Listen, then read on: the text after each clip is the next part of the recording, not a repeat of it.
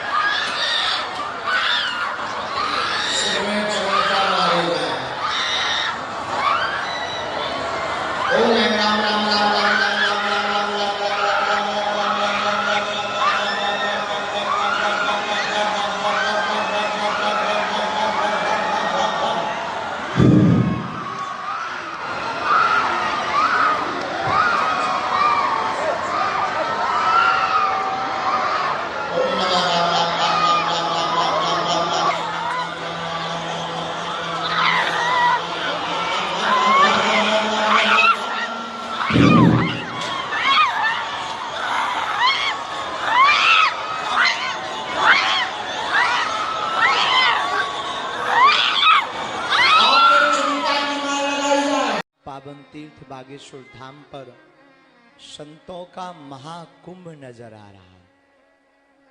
और इसी क्रम में सन्मुख भी संत भगवान सब विराजमान, पूज्य ब्रह्मचारी जी भी विराजमान है, अनेक महापुरुष विराजमान है। बक्सर वाले महाराज जी को भी दंडवत प्रणाम।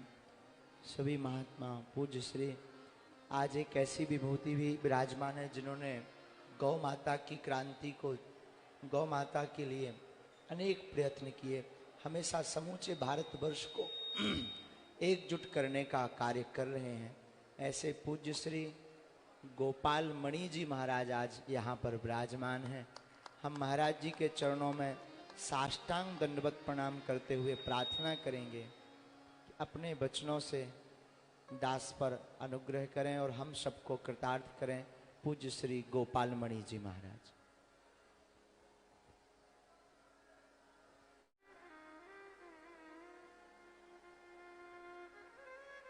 ओम अज्ञानतिमिरान्धज्ञानाञ्जनशलाकया चक्षुरुन्मीलितं तस्मै श्रीगुरवे नमः।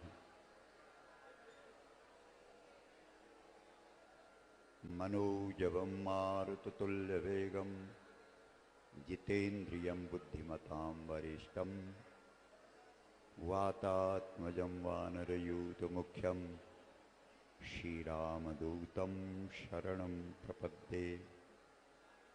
नारायणं नमस्कृत्य नरं चैव नरोत्तमं देवीं सरस्वतीं व्यासं ततो जयम् उदीरयेत्।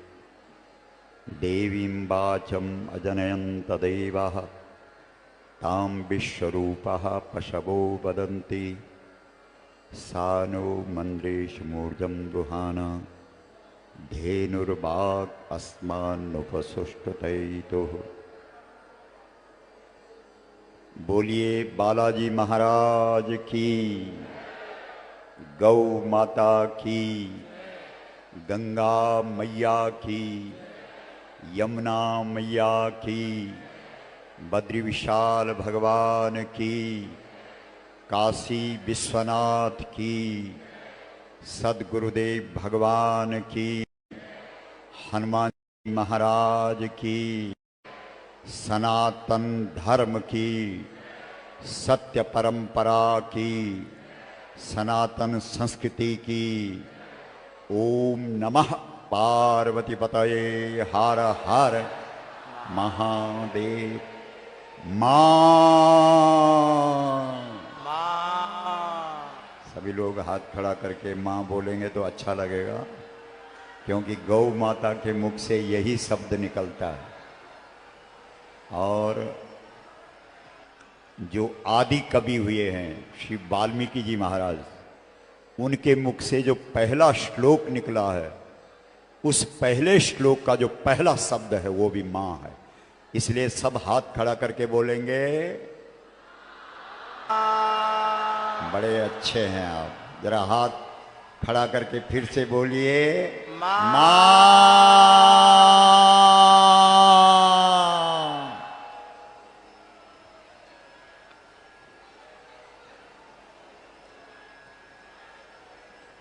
परम आराध्य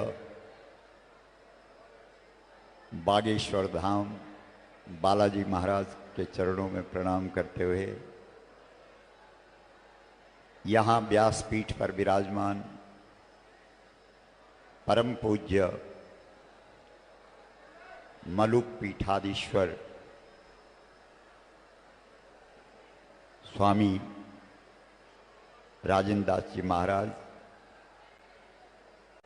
और इस कथा के, इस कार्यक्रम के जो आयोजक हैं, हमारे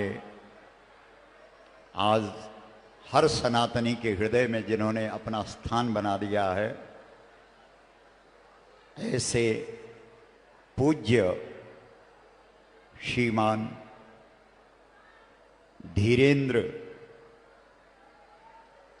शास्त्री जी, जिनके ऊपर पूरी तरह से बालाजी महाराज की कृपा का अवतरण हो गया है और सनातन जगत को एक प्रकाश दिख रहा है।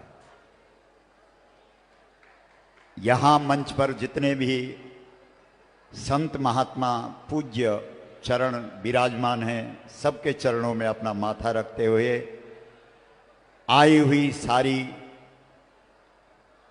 जो मातृशक्ति हैं, जनता जनार्दन है, श्रोता समाज है, आप सबका अभिनंदन करते हुए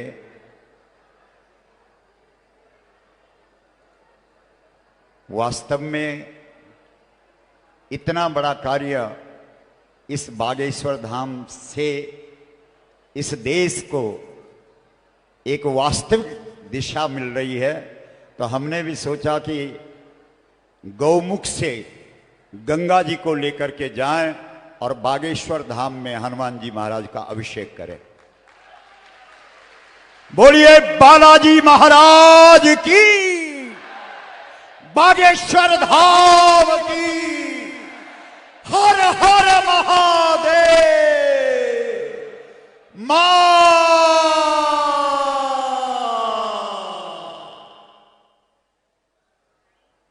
कथा तो महाराज जी श्रवण कराएंगे। अनंत कृपा बागेश्वर धाम वाले महाराज जी बरसा रहे हैं। बस थोड़ी सी दो बात आपके सामने रखना चाहता हूं। भगवान का अवतार किस लिए होता है, यह पहला प्रश्न है और हमारी जनता इसका उत्तर दे, जिसका प्रमाण भी हो शास्त्रों में।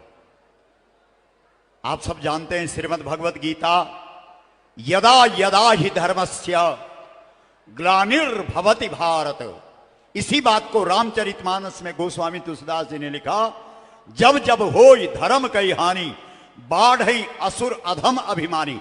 यानी भगवान का अवतार धर्म की रक्षा के लिए होता है और बागेश्वर धाम धर्म की रक्षा के लिए तत्पर है, सतत प्रयत्नशील है और पूरे देश के अंदर ये ध्वजा फहराई जा रही है। अब सवाल है कि धर्म क्या है? हमारे शास्त्रों ने, हमारे पुराणों ने, हमारे वेदों ने, हमारे उपनिषदों ने धर्म की अनेक व्याख्या की है, लेकिन सामान्यतया जो सामान्य व्यक्ति है वो कैसे समझे कि धर्म क्या है? तो जो भी सनातन में हम धार्मिक कार्य करते हैं उसे हम धर्म समझते हैं। जैसे पूजा कर रहे हैं, क्या है? धर्म है। पाठ कर रहे हैं, क्या है? धर्म है। यज्ञ कर रहे हैं, क्या है? धर्म है। जप कर रहे हैं, क्या कर रहा है? धार्मिक कृत्य कर रहा है। तीर्थ कर रहा है, व्रत कर रहा है, श्राद्ध कर रहा है, पिंड भर रहा है, योग कर रहा है, कथा सुन रहा है, सुना रहा है, कीर्तन कर रहा है, योग, जो भी हमारे यहां सत्कर्म है इनको हमने धर्म कहा है। और जितने भी तुम्हारे सनातन धर्म में पूजा पाठ, जप तप, यज्ञ, दान, तीर्थ, व्रत, श्राद्ध, पिंड, तर्पण, कथा, कीर्तन, योग, इन सब में गाय की नितांत अनिवार्यता है। कोई भी सत्कर्म इस देश के अंदर हम सनातनियों का ऐसा नहीं है जिसमें गौ माता की आवश्यकता ना हो। हमारे बालाजी महाराज, बागेश्वर धाम सरकार सबको हनुमान चालीसा की ओर प्रेरित कर रहे हैं। हनुमान जी महाराज की चर्चा कर करके इस देश के सोए हुए लोगों को जगा रहे हैं। लेकिन आप कहेंगे महाराज हनुमान चालीसा में भी क्या गाय की जरूरत है? हां है। आप सवाल करो कहां लिखा है कि हनुमान चालीसा पढ़ने में भी गाय की जरूरत है? हनुमान चालीसा में ही इस बात का उल्लेख है कि हनुमान चालीसा तभी सिद्ध होगी जब गाय सामने होगी। आप कहेंगे महाराज हम तो जीवन बीत गया है हनुमान चालीसा पढ़ते पढ़ते, अभी तक तो हमने पढ़ा नहीं, कहां लिखा है? तो आप सब जानते हैं, बोलो जो, बोलो जोर से बोलो जो, यह पढ़ाई हनुमान चालीसा होय सिद्धि साखी गौ। बाकी तो पाद पूर्ति है, छंद पूर्ति है। साखी, साखी शब्द से किमर्थम वर्तते? साक्षी, गवाह, संपूर्ण सत्कर्मों की जो गवाह है वो गाय है। पूजा पाठ, जप तप, यज्ञ, दान, तीर्थ, व्रत, श्राद्ध, पिंड, तर्पण, कथा, कीर्तन, योग, सबका साक्षी गाय है, गाय है। इतना हनुमान चालीसा इस देश के अंदर बागेश्वर धाम सरकार की हनुमान चालीसा ने आज देश के अंदर रंग ला दिया, क्योंकि बागेश्वर धाम की जो नींव है वो गौ माता की प्रतिष्ठा पे आधारित है। इसलिए सज्जनों, इसका मतलब है सभी धार्मिक कार्यों में किसकी जरूरत है? जल्दी बोलो। बड़े अच्छे हैं आप। इसका मतलब ये निकलता है कि गौ की रक्षा ही धर्म की रक्षा है। बोलो सही है कि गलत है? हाथ खड़ा करके बोलो, गौ रक्षा धर्म रक्षा, गौ रक्षा, गौ रक्षा धर्म रक्षा, राष्ट्र रक्षा धर्म रक्षा। अब सवाल है कि धर्म की रक्षा कैसे होगी, गाय की रक्षा कैसे होगी? आपके वेद कहते हैं गाय माता है, आपके पुराण कहते हैं, आपका धर्म ग्रंथ कहते हैं गाय माता है, और सरकारी कानून के अनुसार गाय क्या है? बोलो, पशु है। और आपका वेद पुराण, आपके शास्त्र कह रहे हैं पशवो न गावा। अरे दुनिया वालों, गाय को कभी पशु मत समझना।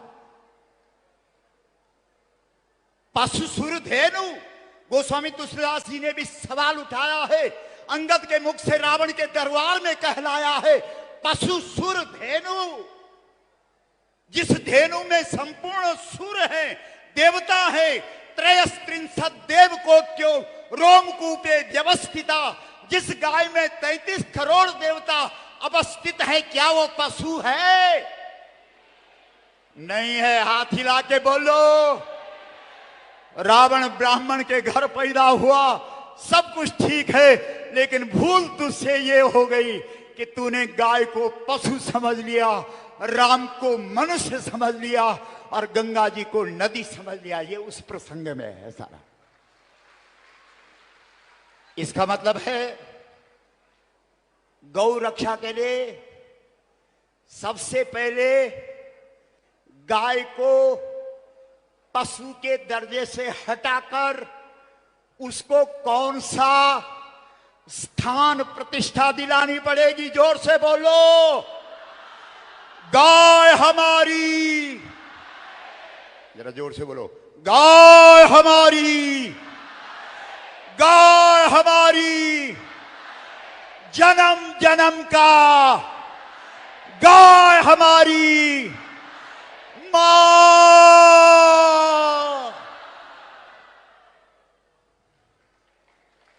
ये है समाधान।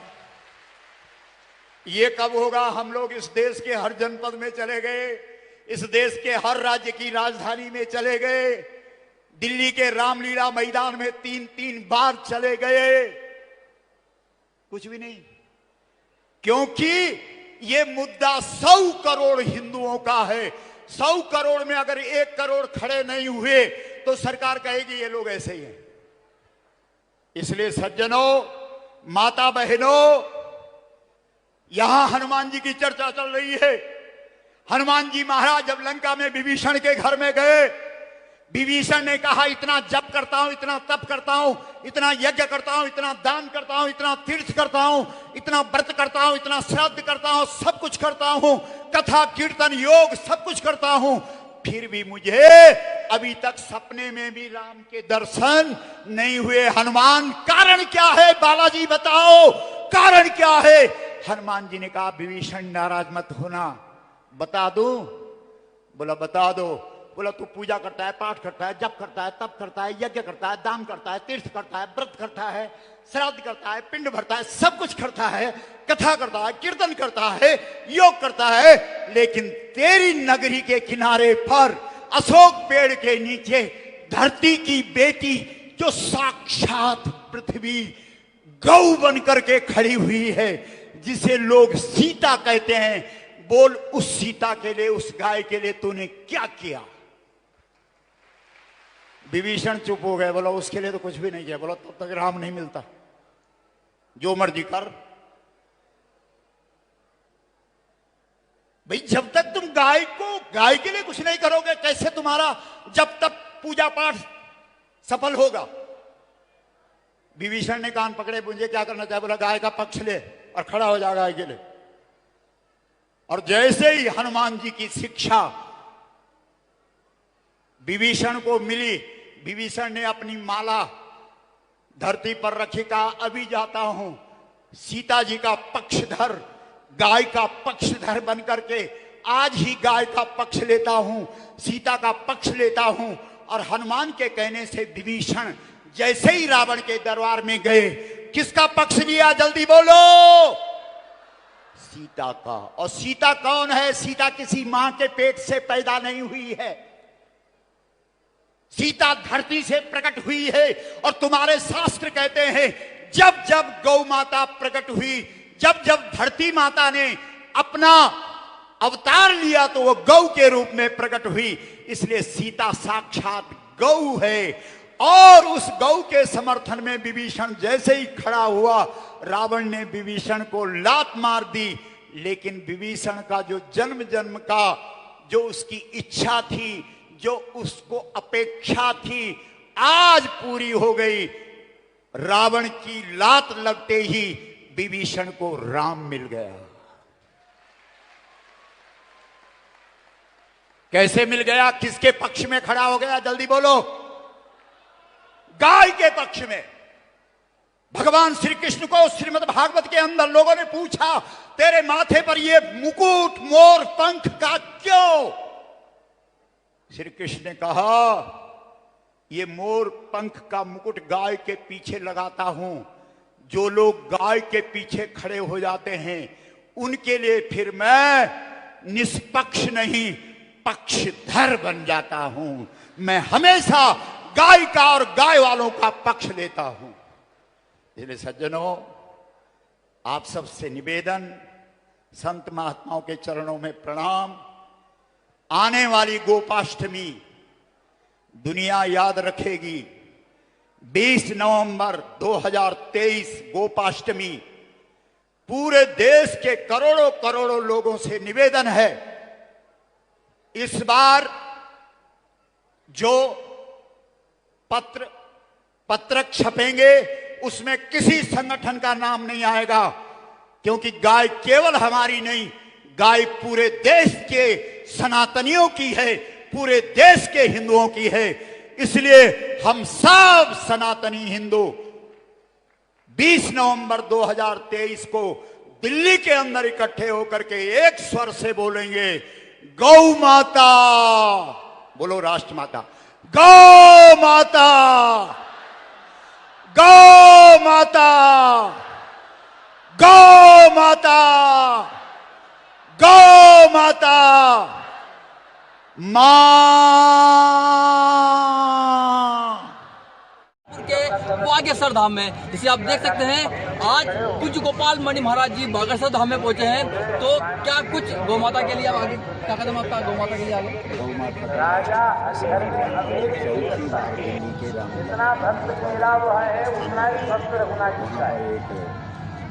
पूरी तरह से ये